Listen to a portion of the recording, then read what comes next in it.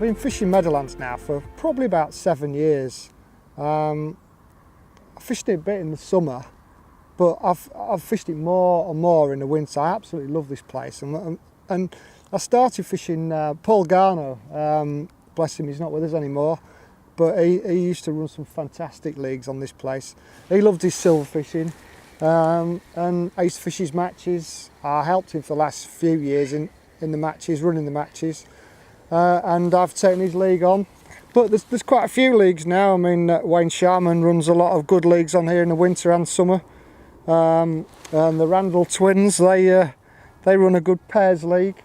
But our Garblino league, as it is now, that runs from just before Christmas right through to the end of March. And the fishing's so varied, that, you know, that's what's nice about it. It can be freezing cold, ice on it, and you can still catch fish. Or it's blowing a lovely warm southwesterly, and you catch loads and loads of fish on the pole.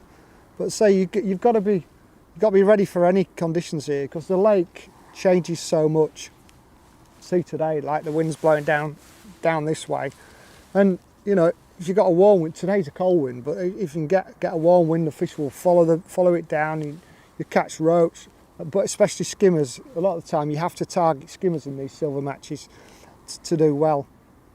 But you could catch them on feeder, you could catch them on a pole, you could catch them on a waggler.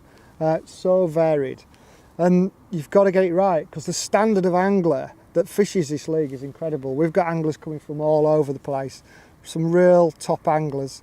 You know, Steve Hemingway has won the league a couple of times. I've won the league before. I was second last year to Steve Hemingway. But you've got anglers like Steve Saunders, Darren Davies, Simon Willsmore, Sean Ashby, Cam Hughes. Yeah, I can't name them all, there's so many. But the standard is incredible. And if you do well in this league, then you're doing well. Because the section, although the lake varies dramatically in terms of depths, styles and everything, you know, the good anglers tend to do well, and they tend to shine where they draw, you know. It's so varied, and you've got to think very, very quickly. There's times like today where it's, like I said, it's freezing cold, where, you know, we just started fishing and we might not catch much to start with. But I always think this time of year in this kind of match is, you know, you've got the first hour to try and understand what's happening. Then you've got the rest of the match to catch them. You've got to find the right method to catch them, or the right way to feed. If you can do that, then you can catch enough fish in the last 2.5, 3 hours. Even in the last hour at this place, if the fish come in short and you start catching really well, it's dead easy to build a big weight up. So you can probably tell from my enthusiasm. I love this place. It really is brilliant, and it might be freezing cold, but the fishing's great. Okay, the gear I'm using today is fairly simple. I think I just work on the light side, basically. Starting with the rod. The rod's our new essential 10-foot light feeder rod. It's a beautiful rod, this is. And as I mentioned in the feature, I love to use glass tips. This rod comes with glass tips and carbon tips, so it gives you a choice. If you've got a big toe on the water, you can use your carbon tips. If you've got no toe or light toe and you're getting these delicate bites, fishing little hooks, you can see every little indication. It's so important. Beautiful rod. I can't stress how important it is to have a soft rod. Yeah, you're only casting very little feeders, very light feeders. The feeder I'm using is basically one of our 3-square Garblino feeders. It's about 20 grams of lead on it, but you can go up to about 30 grams normally. Again, depending on the wind. Just like a 020 or 022 diameter line, and going on to, that's the main line, and then going on to hook length, I use 010 or 012. The hook itself is fairly simple. Start off with an 18, a straightforward Camazon B911. It's quite a thick hook for this style of fishing, but I firmly believe that a slightly thicker hook is better. For these small skimmers, they tend to stay in a lot better. You don't pull out of anywhere near as many fish. So 16 and 18, again, using double maggots, single maggots, live maggots, dead maggots, pinkies. So it's a fairly straightforward setup in terms of products on there. The system I like most of all is I like to use what I call a swivel attachment, basically where I twist my line up and I have the line on a running swivel, twisted line boom. It's absolutely perfect. Lots of people have seen how I do it, and we can show you in a little bit of detail exactly how it works. This is what I call my twizzle boom. It's what I use for most of my feeder fishing. I absolutely love it, and I just think it's a really easy, simple but effective way of fishing, especially when you're fishing for these skimmers, because a lot of times the bites are very delicate, but if you could fish a fixed feeder, then you'd probably have a few hook themselves, but I think you'd also miss out on a lot of fish that feel the resistance. So what this does, it's on a twizzle boom, and the line is running over a twisted loop of line there. So it's stopped by a glass bead at the bottom, and then about 3 inches of line. At the top of it, there's a single overhand knot, and basically you can see that offers resistance there, so the fish can actually prick itself and hook itself on that if necessary. If you haven't already picked up on that fish, then it'll hook itself. I think it's a really effective method. It's quite difficult to show how to do that today, but there is actually a link on the bottom of this feed now, so if you want to learn exactly how to do and how to tie this, you can go straight to that and you'll see how it works. A lot of the time in winter we don't use a lot of bait, but I can't stress how important it is to have a selection of bait. You never know what works on days like this. You know, you can come at my bait, starting basically with the ground bait. I use Tom Thick's Intelligent Black and the 100% Pure Expander from Mainline. Great fluffy light mix. You can alter the content, but the ground bait's got to be dark. Yeah, there's beauty about the ground bait is it's very fine. So I'm not feeding them a lot with the ground bait. It almost dissolves in the water, this stuff. It's brilliant. And then what you do is you add the particles to it. So whatever the day turns out to be, I always start with very little in my feed, but I'll put dead pinkies, I'll put dead maggots, red maggots, a few casters, and maybe a few worms. I often start the session without worms at all, because I firmly believe that the ground bait and the odd particles in the feed at the start draw a few fish in anyway. And I think that keeping pulped up, very finely chopped worm up your sleeve for later on in the session often really helps draw fish in. So it's a real mixture of baits, and what I tend to do is put a bit of everything in at the start, like I say, and then I keep trying on the hook. I'll try double dead pinky, single dead pinky, double dead maggot, single dead maggot. Red worms, critical for me. They always get me a bite, always. When you need that bite, you get it, and often 2 or 3 tiny little red worms on a 16 will get you a bigger fish as well. So there's no hard and fast rules on what you should be feeding. It's all about experimenting. It's all about going through the session and trying to understand what works. But just keep that bait going in little and often, and you won't go wrong.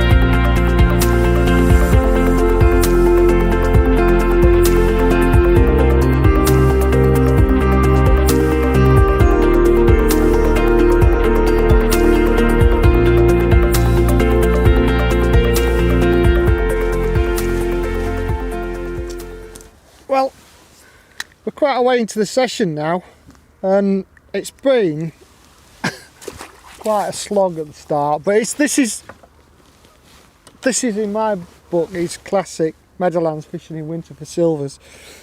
You know, there's always an odd fish feeding, but sometimes they really take quite a long time to get going. And for me, the critical thing is to get bites. It doesn't matter what fish you're catching at the start, it's all about getting bites. And I'm just trying to get bites so that I can keep feeding, keep putting. I fish with a very small feeder, a little bit of extra lead, and start off with double pinky, single live red maggot, single dead red maggot. Just keep ringing the changes all the time, and I'm convinced it's my way I fish, that I've got to keep casting.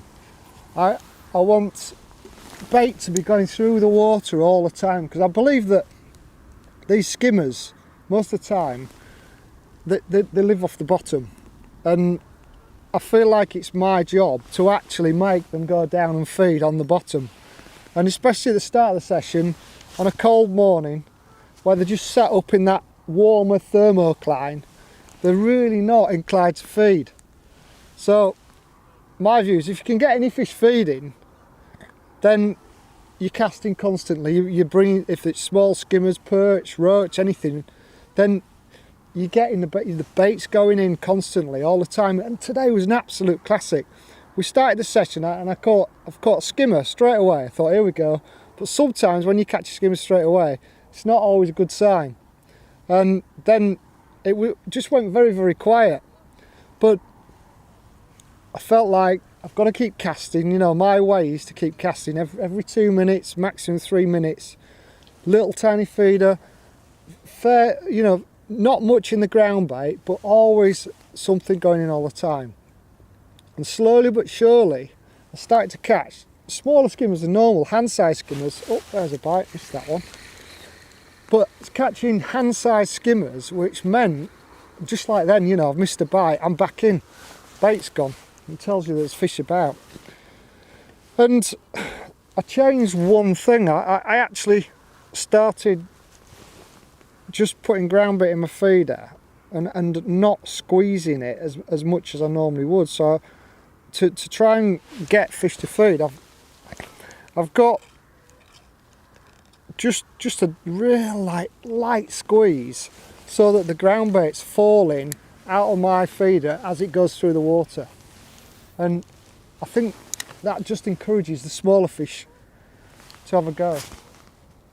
Like I said, once they're feeding, once they're on the bait, there's more chance of you catching skimmers, better skimmers. And then it's just a case of ringing the changes, going through different baits to see what the best bait is. Excuse me, to see what the best bait is on the day.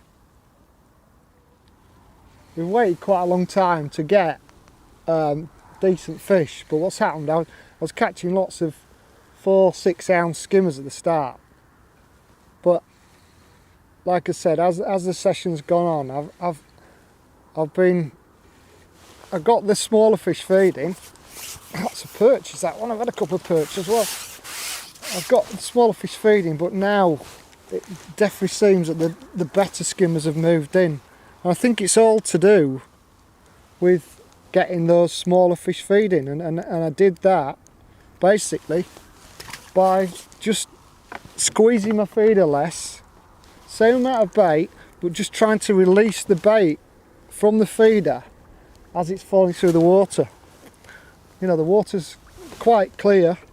We've not got much movement on the water either, no tow and very little ripples, a bit more ripple now. I think the conditions were sort of telling me that the fish really wouldn't want to get their heads down on a lot of bait, and you just sort of got to be careful, feel your way into the session, and it's just getting better and better, this peg. And this is classic of what happens at Meadowlands and quite a few other fisheries like this in winter. If you chop and change with the method, often you can't build your peg. Like I said, if you were fishing a pole, you'd be constantly working your bait on the pole. You'd be constantly putting little bits of bait in, either through a catapult or a little pot on your pole, and trying to get that bait falling through the water. That's exactly what I'm trying to do with this little feeder at a slightly different distance, and it just works exactly the same. But you've got to be so regimental. At the start of the session, I'm talking 2 minute casts, But as the session moves on, you know, I look less at my stopwatch and more at my tip, and I'm starting to sort of live what's happening then. So I know when I need to when I need to reel in. I'm feeling that, and that's what it's all about. And it's the same with reading bites. Sometimes you're getting the tiniest little bites, and you lift up and they're on. Other times there's nothing there. But it depends on the day, and you've got to. It's like, you know, when a float goes under, you've got to look. Was that the right bite? Should I strike? And it's trial and error. You've got to see what the best way is. Sometimes a bite, they'll rip. You know, these skimmers will rip the rod round when there's a toe on the water and the line's straight and pulling tight. Other times when it's slack like this, and I'm not fishing a slack line, but I'm fishing with a very straight tip. I'm fishing with a fiberglass half-ounce tip, which I believe makes a massive difference, especially with smaller skimmers. Bite indication's great. They can pick the bait up and they pull the tip round, pull the line round. They don't feel any resistance, and I'm convinced that catches me miles more fish.